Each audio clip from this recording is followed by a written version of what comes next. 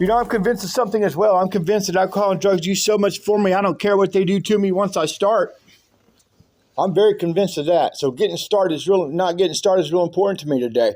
And I come here to this feeding trough that I call it every day because I'm just a spirit in a skin suit, man, and the sparks that jump between us at these meetings are what feeds it. This part of the maintenance of my spiritual condition is required for me not to start again. I minimize what happened.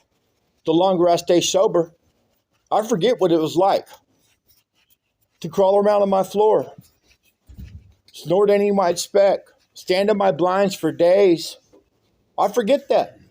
How can you forget something like that? Let life go bad for a minute. It only takes a second, man. And the more I gain here, it seems like the less I need God. That same God I traded everything I owned to find. I just didn't even know I was looking. And, when I first did step 3 the first time, man, it was really great because I had to have God in my life to change. And it was like putting a piece of Scotch tape on me. But when I relapsed, I pulled it off. And I came back and I put it back on. And I did that so many times that from after being here on March 9th of 2003, at May of 2010, I pulled the piece of Scotch tape off. I tried to put it back on and there just wasn't no sticky left on it, man. And I was full back into self, straight back into a cocaine addiction, straight back into a meth addiction, 13 years. Because I didn't get what I deserved in AA. There was no John Appreciation Day. I couldn't believe it. I only think I get away with things today like a few beers, or it's a prescription, not an addiction. Hell, not for me. It's not. There's none of that. And the only person I've had to live with is myself.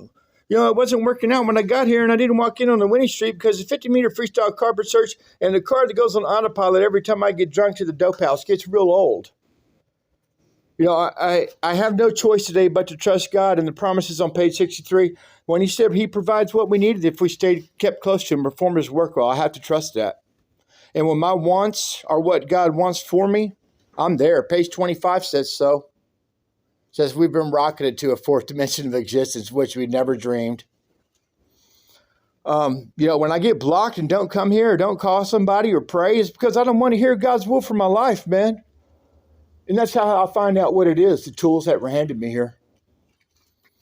And some days it's enough to know what God's will is not for me. And that means I don't drink Crown Roll and do methamphetamine today. That's what that means, no matter what. And, over and over, I see what's most important. It's my spirit, man. It's not money and material possessions and circumstances, because I've come to the conclusion I might end up a penny short to buy my way into heaven, man.